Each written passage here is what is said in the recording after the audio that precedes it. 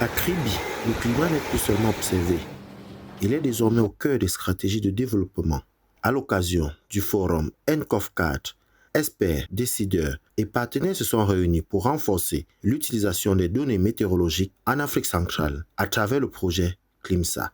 Le ministère des Transports, en charge de l'élaboration et de la mise en œuvre de la politique du gouvernement en matière de météorologie, accorde la priorité au développement et à la diversification des services climatologiques fiables et adaptés aux besoins spécifiques des utilisateurs. Porté par les institutions comme l'Organisation météorologique mondiale et l'Union africaine, le projet CLIMSA ambitionne de transformer la donnée climatique en véritable outil de décision, notamment dans des secteurs clés comme l'agriculture, la santé, l'énergie ou encore la gestion de l'eau. D'expliquer les avantages et les bénéfices socio-économiques des services climatologiques à nos différents utilisateurs et échanger avec eux sur l'utilisation des services climatologiques du dernier NCOF jusqu'à celui-ci. Voir si ces services-là ont été bénéfiques dans le cadre de leur activité, voir s'il y a des besoins nouveaux, s'il y a une amélioration à faire sur les services, on devra donc faire cette amélioration-là pour leur permettre de continuer de bénéficier des avantages des services climatologiques. Au Cameroun, pays pilote en Afrique centrale, plusieurs innovations ont été mises en place avec l'appui de l'ACMAT, plateforme d'échange, modernisation des services météo et outils.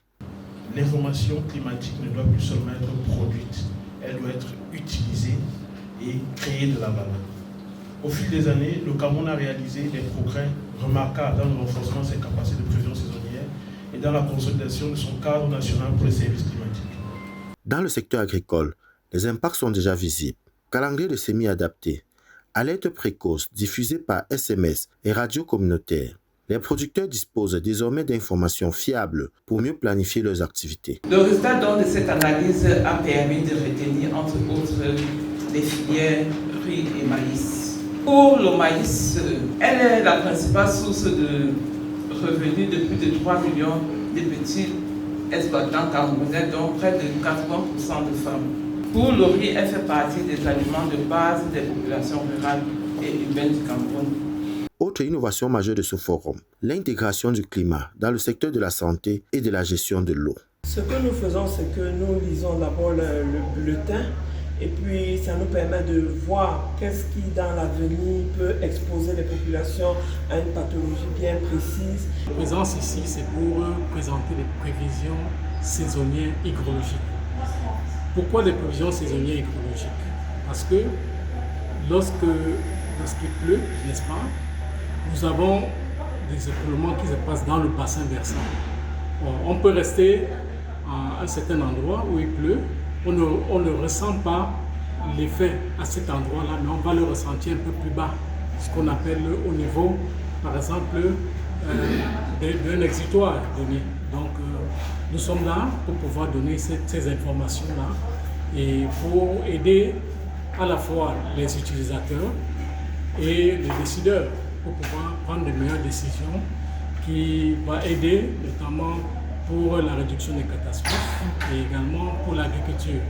Un accent particulier a également été mis sur la formation des radios communautaires, avec pour objectif vulgariser l'information climatique et atteindre les populations, notamment des zones enclavées.